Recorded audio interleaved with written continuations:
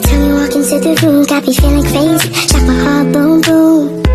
Any other boy would stare, but me I look away, cause you're making me scared. Trying not to breathe, 1, 2, 3.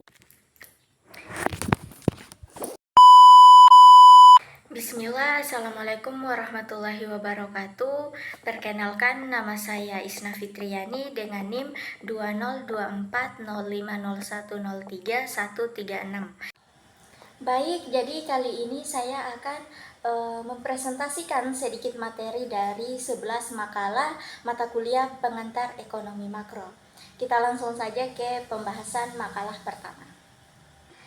Jadi materi yang pertama yaitu berjudul Konsep Ekonomi Makro Islam.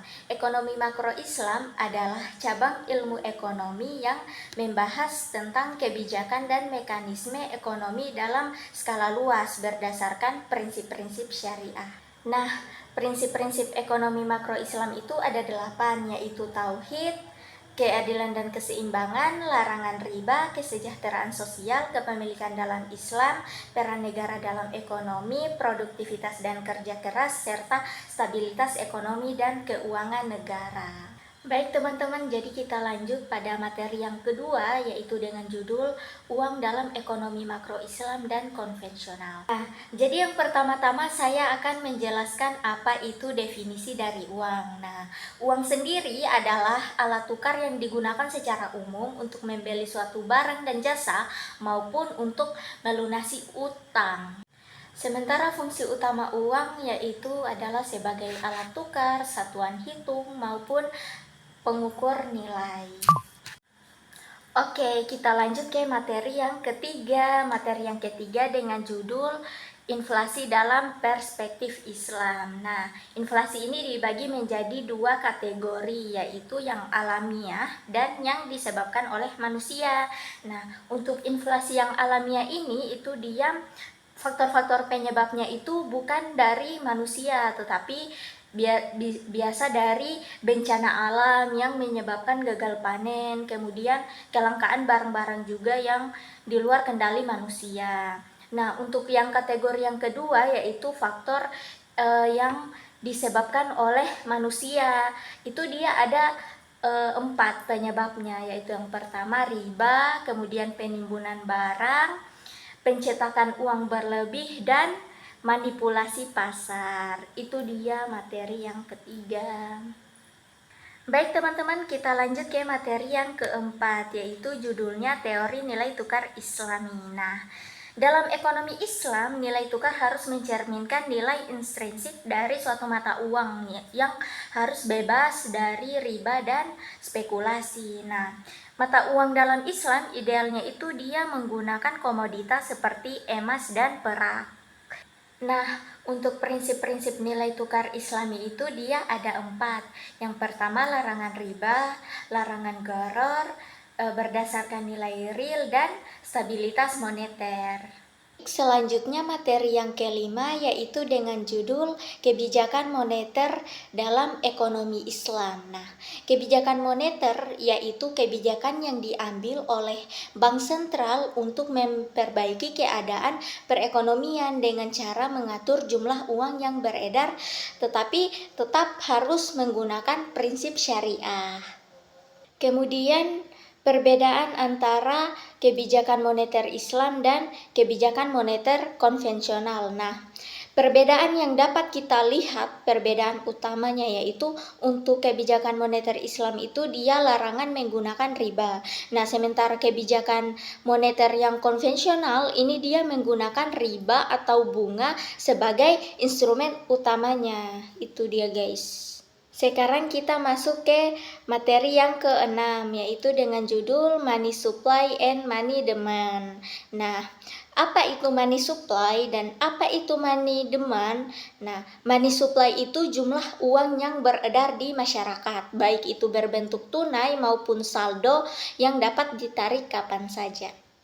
Sementara pengertian dari money demand itu sendiri itu dia adalah permintaan uang, yang dimana ini adalah keinginan atau hasrat orang-orang atau masyarakat untuk memegang uang dalam suatu waktu tertentu, tetapi itu dia bisa berbentuk tunai maupun dana. Materi yang ketujuh adalah kebijakan fiskal Islami. Apa itu kebijakan fiskal?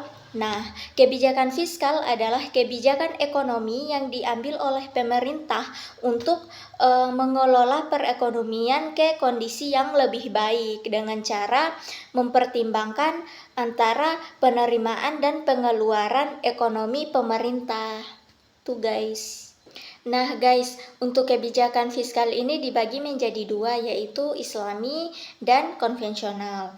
Nah, untuk kebijakan fiskal Islam itu dia menciptakan pendapatan yang merata untuk seluruh masyarakat, kemudian dia tujuannya untuk menstabilitaskan ekonomi seluruh masyarakat. Sementara kebijakan fiskal konvensional itu dia tujuannya hanya konsep kesejahteraan bagi individu masing-masing gitu guys.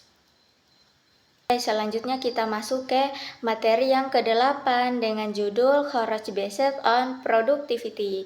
Nah, untuk kharaj itu sendiri dibagi menjadi 6 jenis ya. Yang pertama kharaj tanah, kemudian kharaj hasil, kharaj tetap, kharaj variabel, kharaj sewa, dan kharaj pertanian.